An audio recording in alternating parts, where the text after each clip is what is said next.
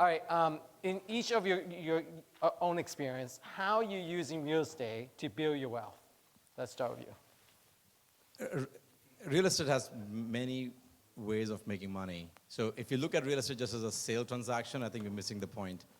We should be looking at a real estate transaction as a journey in the whole process and look at every avenue of how we can make money. Look at every vendor that's making money and what can you do to add value and what are they doing to add value to yourself. So I look at a real estate transaction as from the time they are purchasing to if they're looking to have a home inspector, title, insurance, mortgage, repairs, maintenance, painting. If they're an investor, they need hard money lending, they need property management, rental. So you look at the whole avenue and say, what can I do to be part of it, to be able to create a passive income by being part of any of the project? So I definitely agree on many levels. I think if you are a real estate agent and you don't own property, that should be your absolute first priority, is to buy a home. There's nothing more that you can do to set yourself up is to own your first home, and then from there you can leverage out. So that's what I tell everybody who's new or young. I'm trying to get my showing assistant to buy a house. She was scared. It's like, you can pay your rent, you know, or your mortgage with your roommates. Like, you already live with 3 girls. Like, let's do this. And she chickened out at the last minute. But I showed her my net worth from the time that I was 28 till now I'm 46. And she said, I made a mistake. I should have bought that condo in South Boston. So yeah, I'm definitely teaching everyone that. So if you don't own property, you definitely should. That's been my path initially. Not just your primary resident. No, Okay. yeah. I own 5 properties now. My net worth is 5.5 in just real estate. So I feel very blessed in 18 years that I came from nothing. So I bought my first property with $1,000. I was one of those countrywide scams. They gave me a mortgage for 6 times my income. I had to get 2 roommates to help me pay for it when I was 28. And I did it. I still own it. I have pulled out more than $400,000, which was more than I paid for the property to begin with. And I never really paid for it because I put $1,000 down. And I've bought multiple properties since using the bank's money to buy property. That's awesome.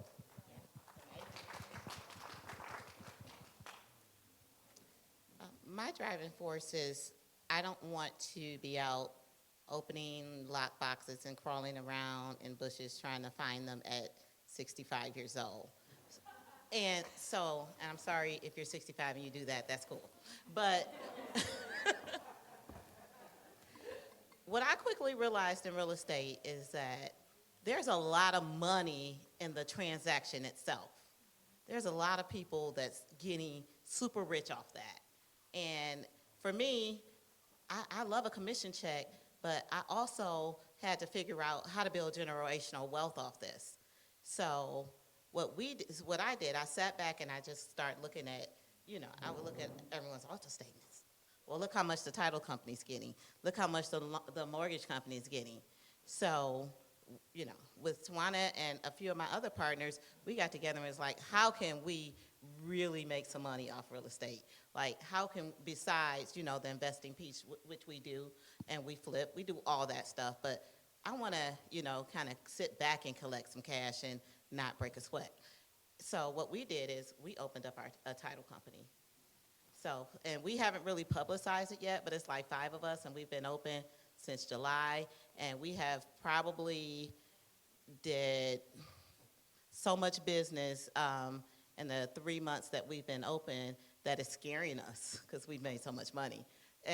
But had we not had the foresight to get into this business or, to want more than just be realtors, we wouldn't have, it would be someone else making this money. But with us opening this company, I now know that my grandchildren are going to, live a different type of life. And we have like 2 other companies that we're going to open in 2024. So for me, real estate, being a realtor, and everything that I've accomplished was just the stepping stone for me. So. How many people own investment properties here? How many own more than 5? How many own more than 10? I think we all should have our hands up. And I can assure you I know the answer for a lot of people, but is anybody who's willing to share who has not put their hands up, why don't you own one investment property? Just blur it out. We've been talking a lot from our side, so please, yeah. We've always paid, we're totally 100% debt free, and if we purchase, every time we make a purchase, it would be in cash. We're not financing anything, and that's just how we've always. That's your investment journey, and I respect that very much. Who else? Anybody wants to share why have you not bought an investment property? So it's a great question. I have a very, very simple answer for you. If you don't know, her answer was, I don't know what to do or how to. If you don't know what to do, find somebody who does, because they need one of the two things from you. They either need money from you or they need an opportunity from you. So anybody who says, I don't have the money, I think is a bad answer. Stop fooling yourself. You don't need money for being an investor. Money is plenty. I raise my hand, you have my contact information.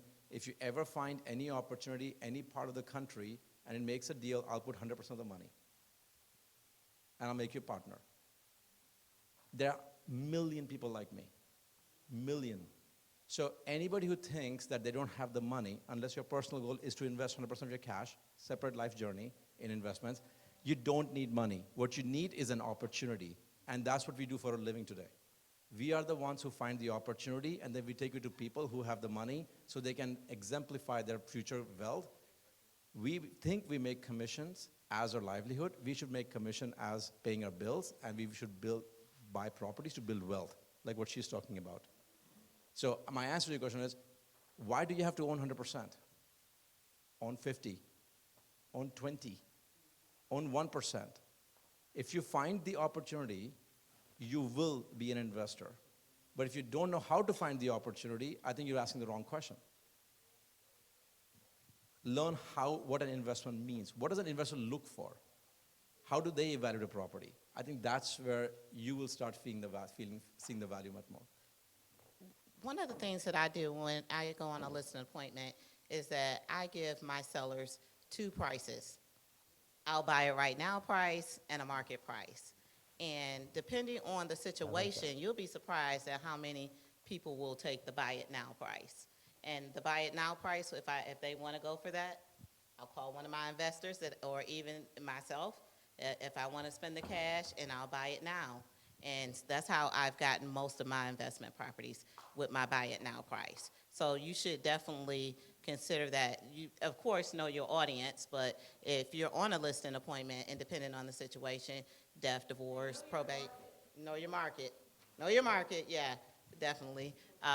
Make sure, to have a buy it now price. And then, have some investors that will back you in that. And that's how you can obtain your own properties.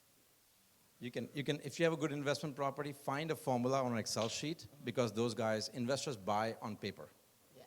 So if you know how to work that, and there are a million examples and templates on the websites, on Google, make one and then send something to your database and say, I have an amazing investment opportunity, who's interested? Just talking right now, you should send that to your database anyways to see who's raising their hands to be an investor, so that you know these are the serious people. And then you talk to them and saying, what are you looking for? Then you start building, and so you start finding the opportunity. You create supply for yourself.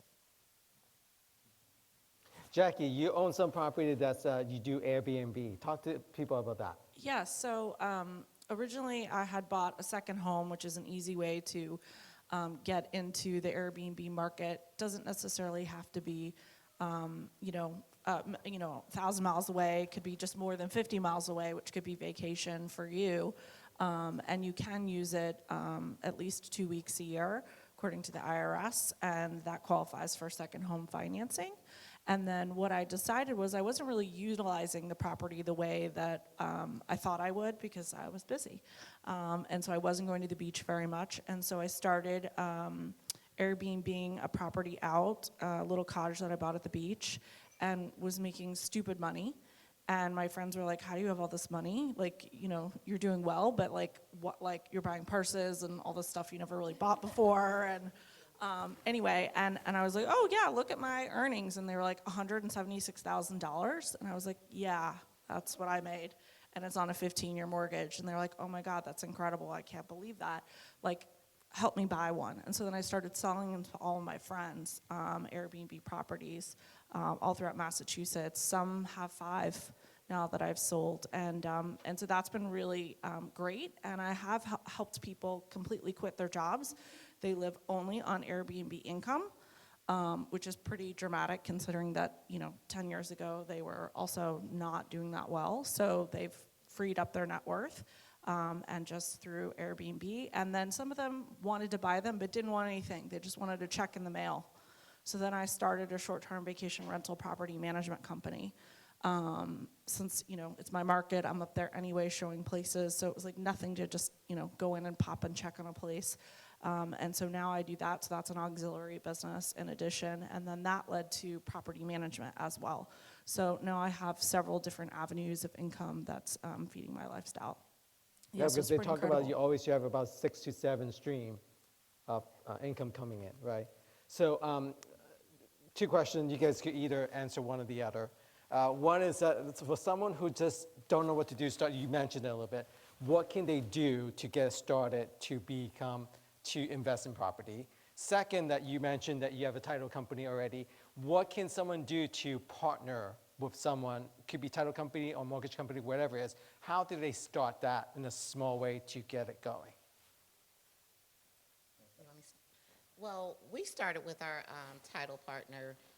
We opened an office, and of course, it was a big office, so we needed some help paying the rent, and we asked them, hey, you want to rent some space in our office? And they did, and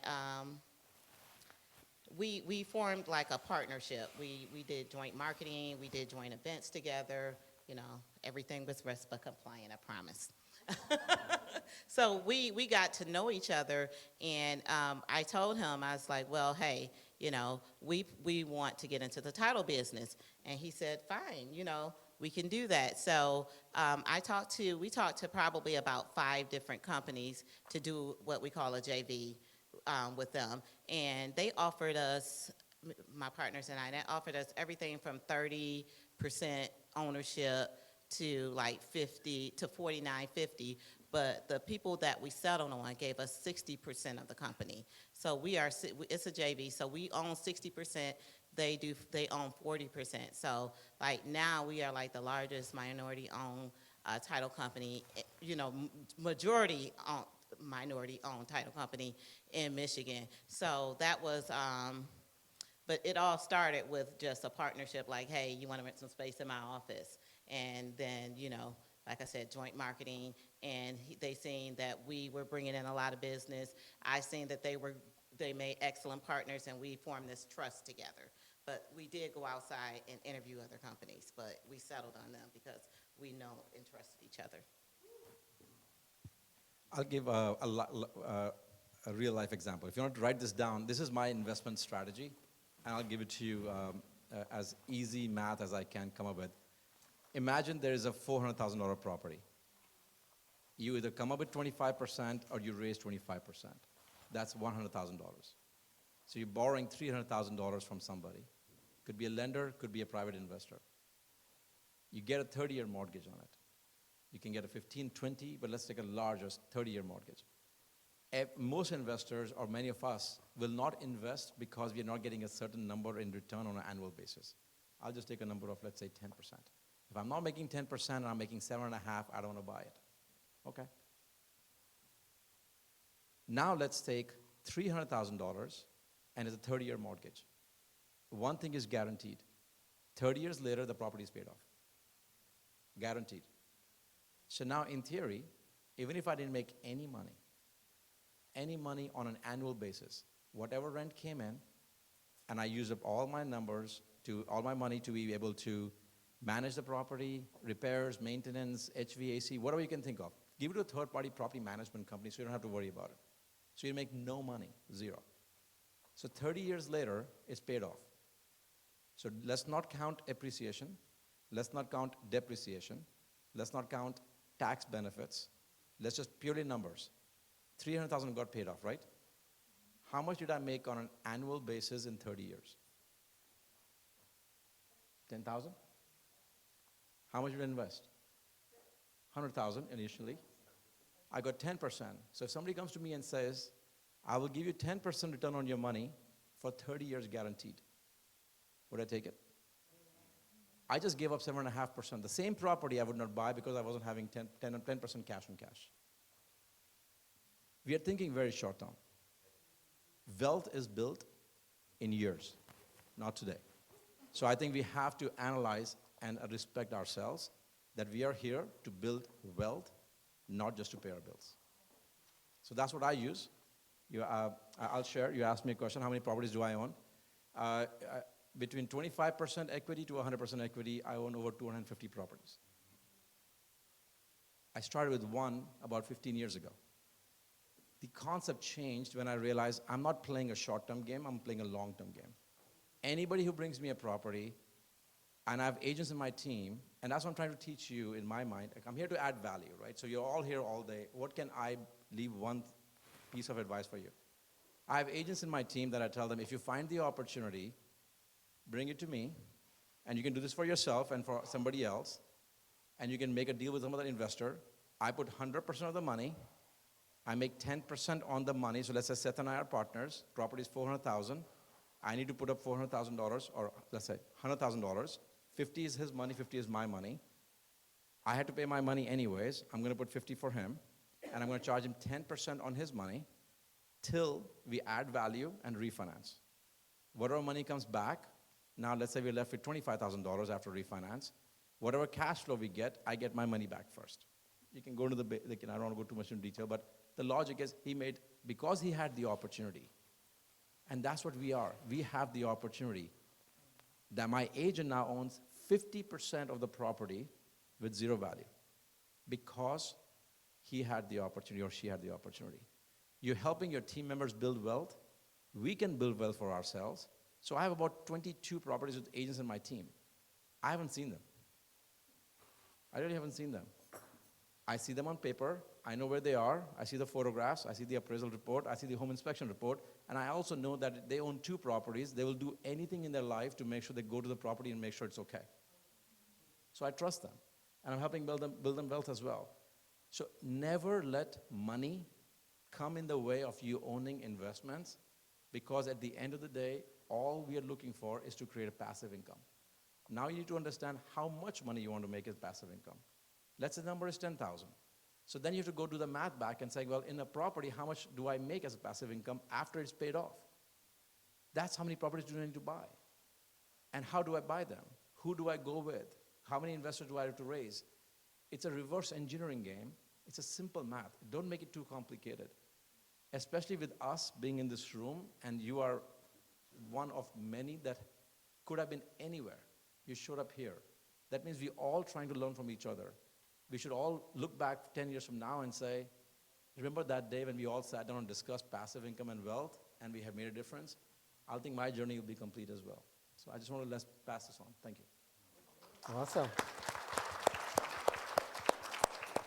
Well, thank you, guys. That was amazing. So again, they'll be available from 4 to 6. We have happy hour later. You can catch up with them, talk to them more about, passive income and building wealth.